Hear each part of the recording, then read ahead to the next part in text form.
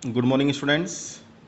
Myself, Dr. Indresh Kumar, working as a PGT chemistry lecturer in Surya School, Rewari. Class 11th Chemistry, Unit number 5, States of Matter. And today we will discuss kinetic gas equation.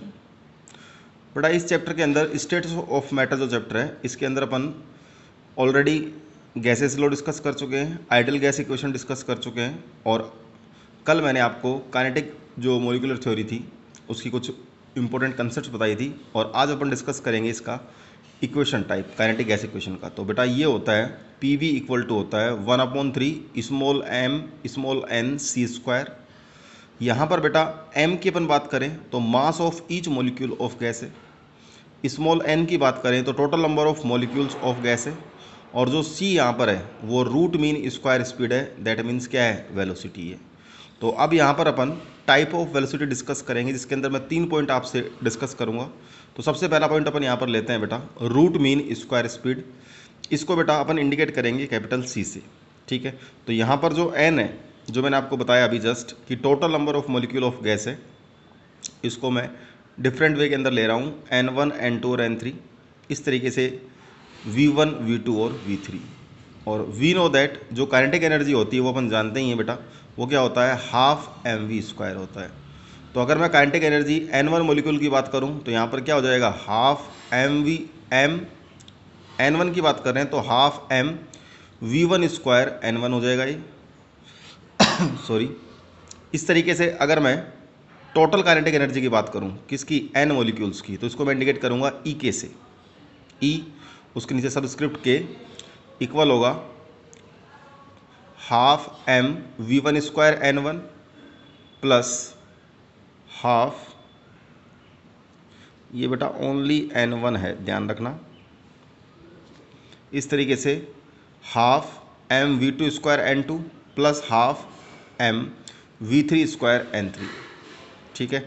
तो यहाँ पर अगर देखें तो सबके अंदर half M common आ रहा है, तो यहाँ पर जो इक्वेशन बनेगी आपके पास N1 V1 square plus N2 V2 square plus N3 V square plus dash dash. तो अगर मैं यहाँ पर एवरेज काइनेटिक एनर्जी निकालना चाहूँ तो ई के ऊपर बार लगा दिया, इसको बोल रहा हूँ मैं एवरेज काइनेटिक एनर्जी, ये मैं निकालूंगा half m N1 V1 square plus N2 V2 square plus N3 V3 square plus dot dot upon N1 plus N2 plus N3 plus dot dot dot, ठीक है। तो इस जो टर्म्स है हाफ एम है, अगर मैं इसको इंडिकेट करना चाहूँ तो इसको मैं लिख सकता हूँ C equal to under root N1 V1 square plus N2 V2 square plus N3 V3 square plus dot dot N1 plus N2 plus N3। तो ये मेरे पास जो एवरेज काइनेटिक एनर्जी आ जाएगा वो क्या आ जाएगा बेटा E K bar equal to half M C square आ जाएगा। ओके, अभी जस्ट अपन पढ़ के आए काइनेटिक गैस इक्वेशन जो है वी नो दैट क्या होती है पी वी इक्वल टू भी मैंने आपको बताया 1/3 एम एन सी स्क्वायर होता है। तो बेटा यहाँ पर अगर मैं एन इक्वल टू 1 मोल यानी अवोगाद्रो नंबर की बात करूँ तो वी नो दैट जो मोल होता है वो क्या होता है वेट इन ग्राम अपन मोलर मास। तो स्मॉल एम इंटू मैं अगर एन करूँ तो किसके इक्वल हो जाएगा, कैपिटल एम के इक्वल हो जाएगा यानी 1 मोल। तो अब यहाँ पर स्मॉल एम इंटू एन की जगह मैं क्या पुटअप कर दूँ कैपिटल एम, तो पी वी इक्वल टू क्या आ गया 1/3 एम सी स्क्वायर आ गया। तो यहाँ पर C इक्वल टू क्या आ गया, ये 3 इधर मल्टीप्लाई हो जाएगा under root 3 p v upon m. Okay बेटा, अब देखिए आगे according to ideal gas equation क्या होता है, पी वी इक्वल टू क्या होता है बेटा NRT होता है।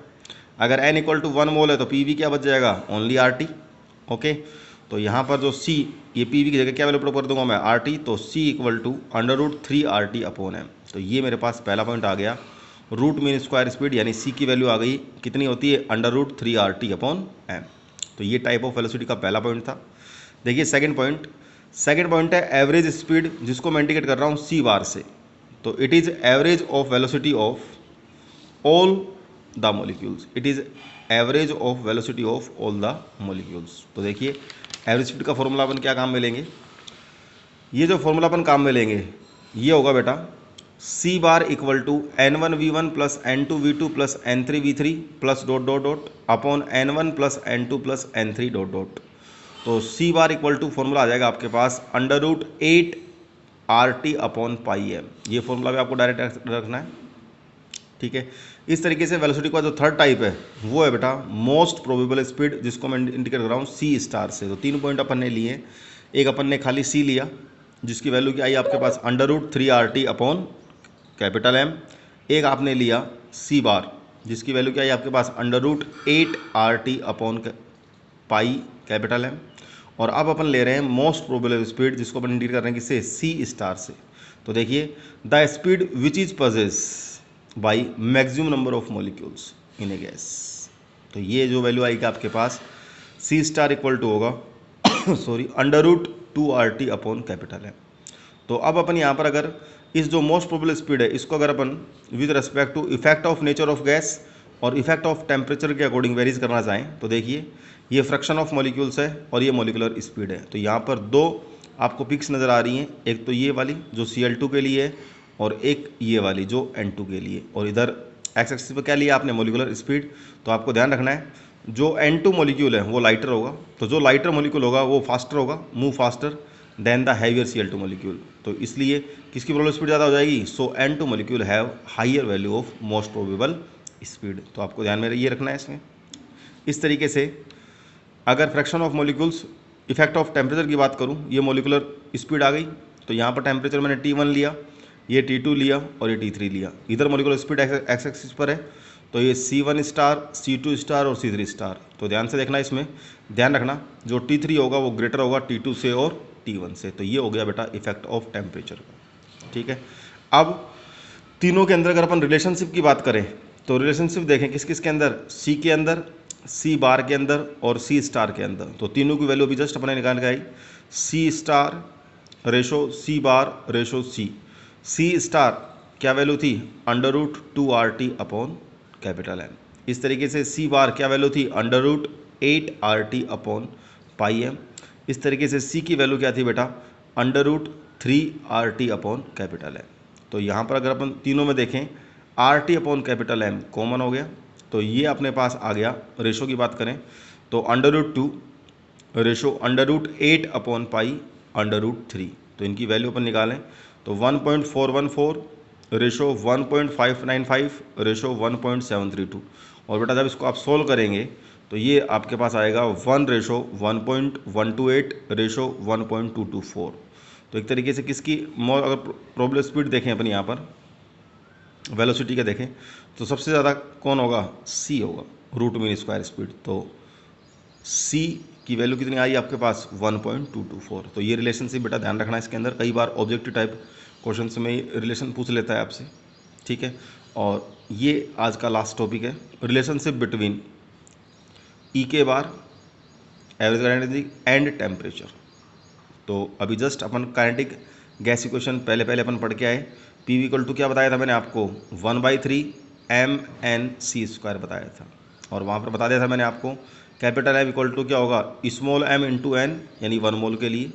तो पी वी इक्वल टू ये जो m और n है इसकी जगह क्या पुटअप कर देंगे अपन, कैपिटल M पुटअप कर देंगे। तो पी वी इक्वल टू क्या आ गया बेटा, 1/3 mc²।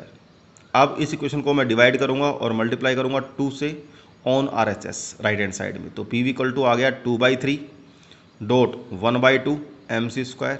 ये 1/2 mc² अगर आपको ध्यान हो तो जस्ट मैंने पीछे बताया था आपको, यहाँ पर देखिए ई K bar equal to 1/2 mc² यानी एवरेज काइनेटिक एनर्जी। तो जैसे अपन ये वैल्यू पुटअप करेंगे इसके अंदर तो पी वी इक्वल टू क्या आ गया आपके पास, 2/3 डॉट ई के बार। तो E K bar equal to क्या रहेगा, 3/2, ये क्रॉस मल्टीप्लाई हो जाएगा p v know that ideal gas equation क्या होती है, p equal to RT 1 mole के लिए। तो E K bar equal to 3/2, ये आपके पास क्या आ गया, RT। इस तरीके से 1 मोल की यहाँ पर बात कर रहे हैं तो E K bar equal to 3/2 RT upon Na। तो बेटा RT अपॉन Na तो equal to E K bar equal to 3/2 KT। और ध्यान रखना ये जो R/Na है इसकी जगह मैंने क्या ले लिया यहाँ पर बेटा, कैपिटल K ले लिया। और इस K का मतलब क्या होता है आपको ध्यान में रखना है, इस K को बोलते हैं बेटा बोल्ट्जमान कांस्टेंट बोलते हैं। ऊपर तो क्या है गैस कांस्टेंट है, नीचे अवोगाद्रो नंबर है, तो इसको K को अपन क्या बोलेंगे यहाँ पर, बोल्ट्जमान कांस्टेंट बोलेंगे। और इसकी वैल्यू होती है 1.38 × 10⁻³ Joule/K केल्विन। और R की वैल्यू आपको ध्यान में रखनी है 8.314। तो इस तरीके से इस टॉपिक के अंदर आपको ध्यान रखना है। आज का जो इम्पोर्टेंट लेक्चर था उसमें काइनेटिक गैस इक्वेशन का फॉर्मूला आपको ध्यान रखना है, तीनों का वेलोसिटी का फॉर्मूला डायरेक्ट आपको ध्यान रखना है कि C equal to √3RT upon capital M होता है। इस तरीके से C बार एवरेज जो स्पीड होता है √8RT अपॉन पाई M, और मोस्ट प्रोबेबल स्पीड जो ये C स्टार होगा वो होगा बेटा √2RT अपॉन कैपिटल M। फिर नेचर ऑफ गैस और इफेक्ट ऑफ टेम्परेचर दोनों ग्राफ में ये ध्यान रखना कि जो लाइटर मॉलिक्यूल होंगे वो मूवमेंट फास्टर होगा तो उनकी प्रोबेबल स्पीड भी ज़्यादा होगी, और टेम्परेचर के अंदर जो T3 होगा वो T2 और T1 से ज़्यादा होगा। इस तरीके से तीनों का रिलेशन ध्यान रखना, 1:1.128 रेशो 1.224, और लास्ट रिलेशनशिप ध्यान रखना ई के बार और टी के अंदर ई के बार इक्वल टू कितना होता है 3/2 KT होता है। ओके बेटा, थैंक यू बेटा, हैव ए नाइस डे।